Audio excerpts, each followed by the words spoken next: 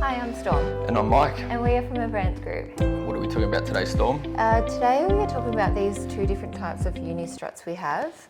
We have this one here, for example, and this one. Yep. So have they got different names for them? Yeah, sort of.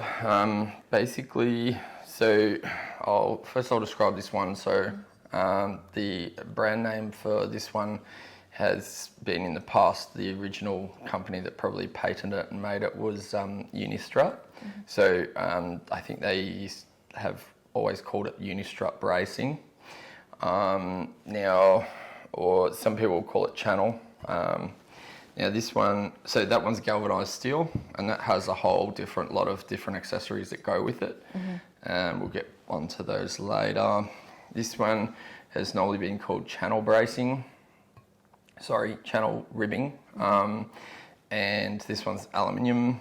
So this one's more common in New South Wales, this one's more common in Victoria, and that one's galvanised steel, this one's aluminium, and this one just has some pieces of, it's folded obviously and then sort of curled in here and here a little bit, so it's not really a U channel, or a C channel, it's kind of got its own shape like that, obviously. This one here has a profile where, I don't know if you can see in the video, but it's got a couple of fins in the middle. So it's kind of like a C channel, but then with two extra fins here. We'll get onto why that is later. But there's actually a lot of varieties of this one, but this one's the most common one that we use for making road signs in Australia. Well, both of them are the most common, but as far as the profiles go, this particular profile is the one that we use mostly in Australia with road signs. Yep. Looking at them, they're a bit different. Do they hold the same purpose? Fundamentally, yes. Yep. So the purpose of having bracing on the back of a sign is when it's wider than 750 mil. Instead of making the thickness of the sign thicker, we can rivet this on the back of the signs, and it's going to make it a lot stronger for an economical price, and obviously saving on weight, so that you don't want too much weight and materials in your sign when you're trying to erect it on a big post. The more materials, the more weight, the more expensive it is, the heavier it is, and the harder it is to install. Yeah. Is one used for a heavier sign, or? Not necessarily. It's a bit of a funny question. Not funny, but I guess around the world people have made certain things at certain times, and for whatever reason, whether it's the regulatory body or the original contracts for the first signs that were using these sorts of systems might have been bidding cheaper in one area or country or state than another, and I guess it just caught on because those big contracts made big industries develop big machines, and then for whatever reasons the different regulatory bodies chose one of the other. Most of the time I think it might have been down to price, and then that's just caught on. So do they have different prices, and do they have different amount of times that they can both last, because they're different, they're made out of something different? Yeah, good question. So both of these products is going to outlast the sign.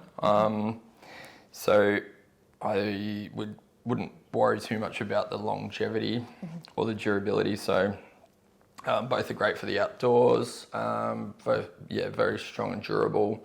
I couldn't give you the exact figures on what they're going to hold. However, when they're being manufactured with the signs, then it's going to be stronger. It depends how many pop rivets that you put in, but it's going to be stronger than required most of the time. So I'd say that the pop rivets would come away before these would ever fail for strength or whatever. So providing that there's an adequate amount of pop rivets, then I wouldn't be worried about the strength of these on a sign. Yeah. And how do you put it onto the sign, and how many would you need? Yeah. So typically we would probably put these every 300 or 400 mil. Depends on the sign. Now signs come in all different shapes and sizes, obviously. You know, the biggest signs out there would possibly be somewhere in the vicinity of 15 or 20 meters, sometimes even square. Sometimes other dimensions, rectangular or whatever.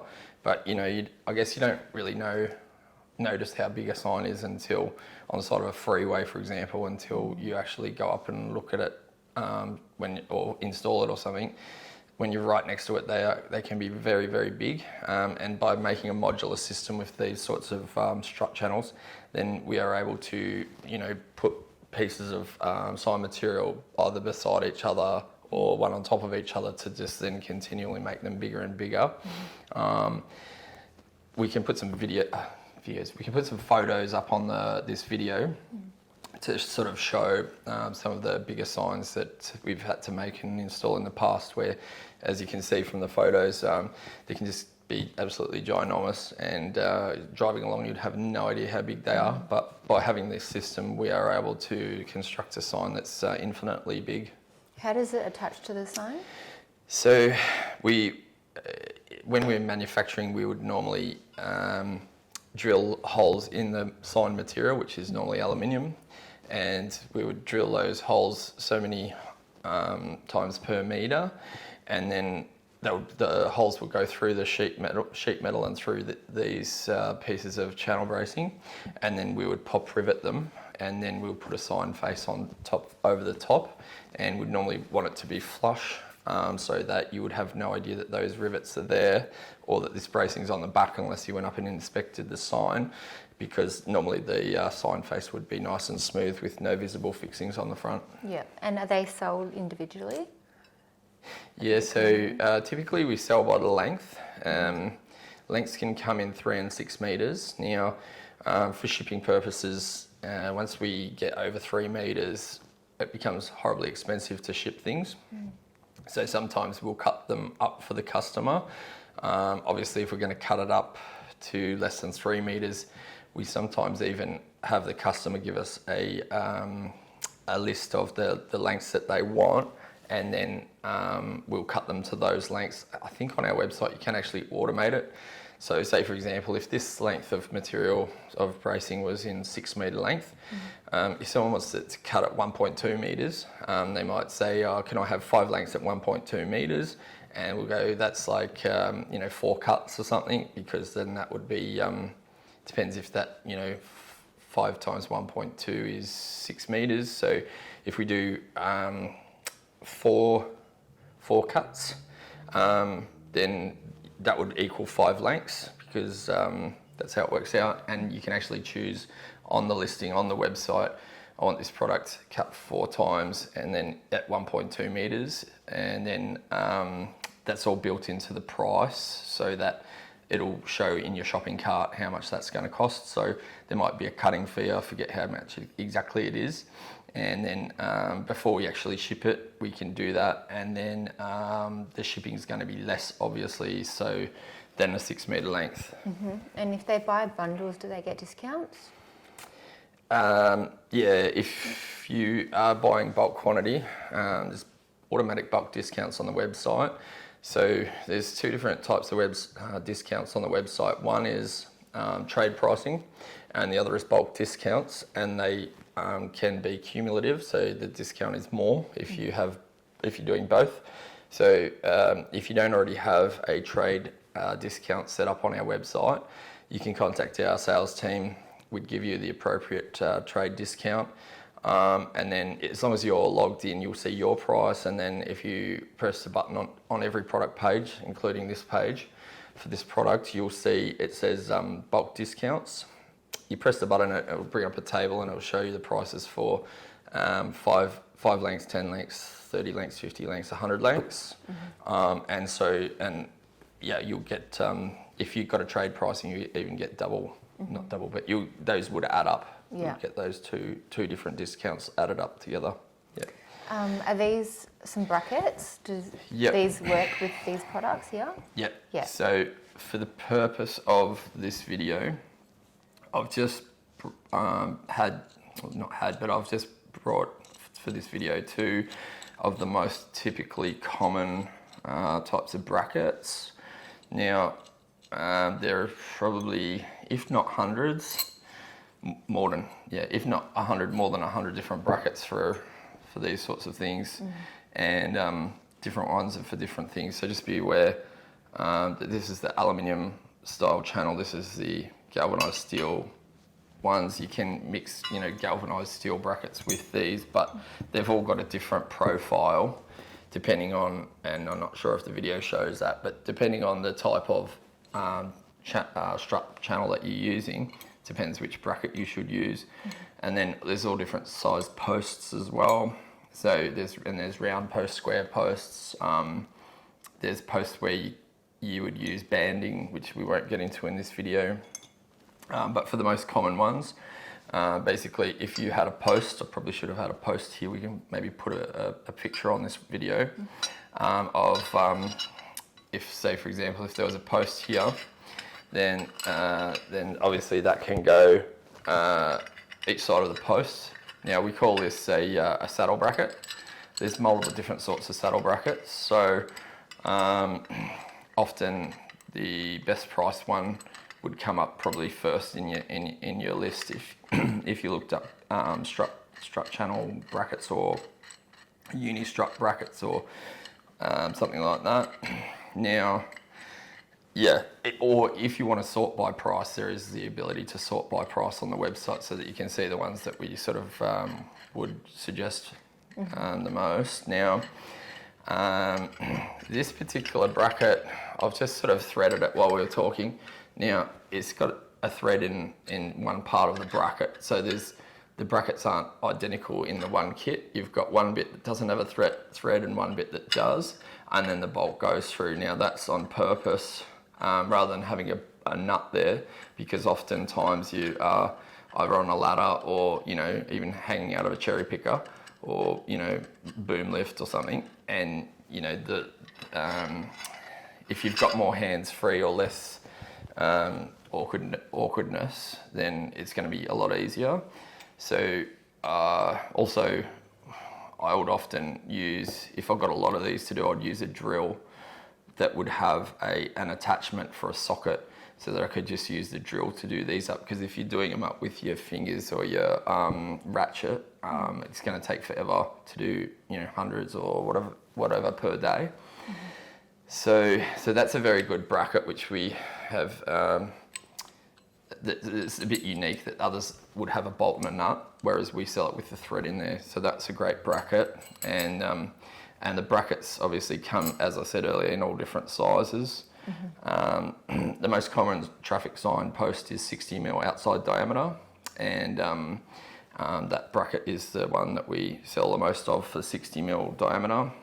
Now, this other one, we've got some different profiles of this sort of one as well, but I'll just demonstrate that one, which, it would be annoying to have to slide these in from the side for every time you've got to put one on, because they don't always slide nicely.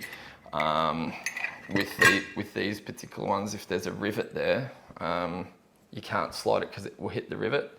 So you can actually put the bracket in and then twist it.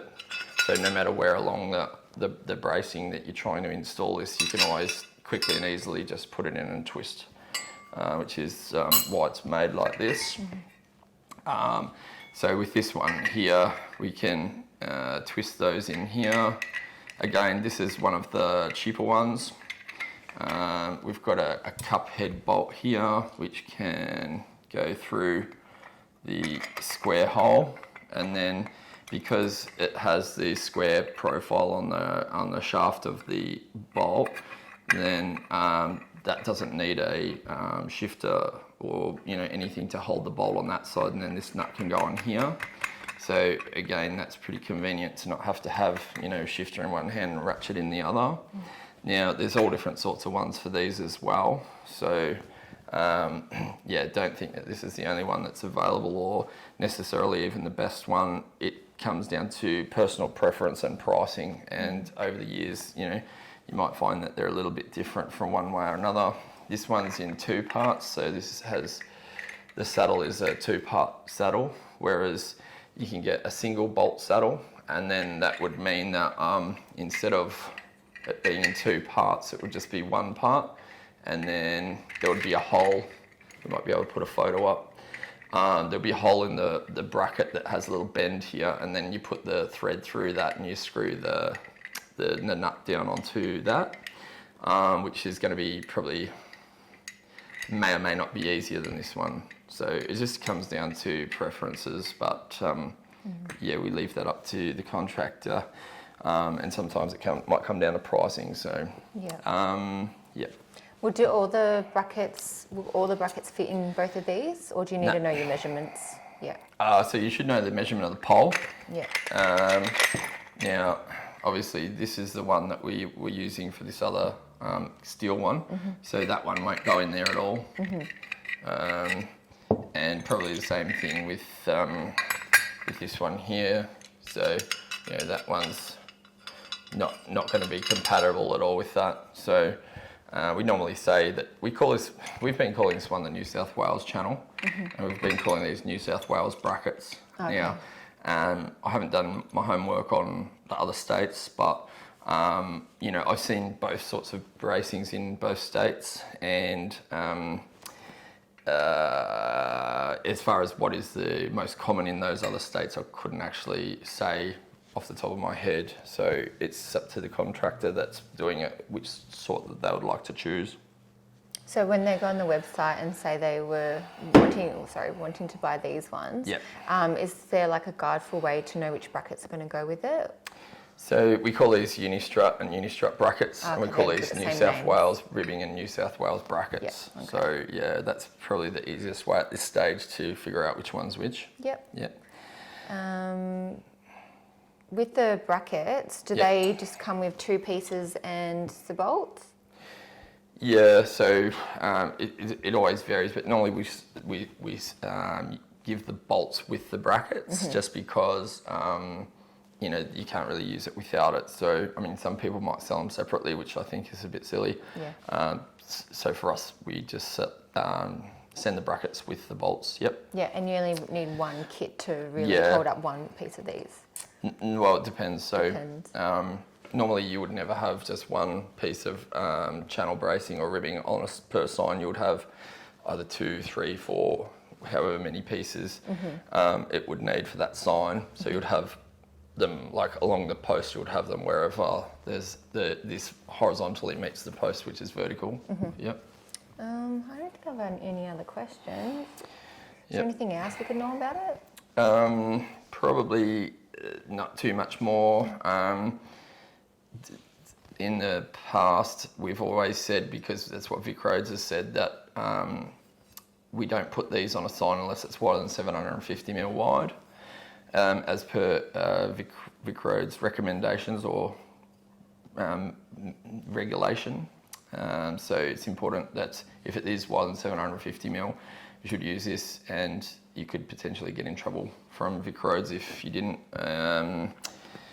Obviously, the worst case scenario is a sign either coming off or falling down, etc. So you know, you obviously want to be following what the regulations are.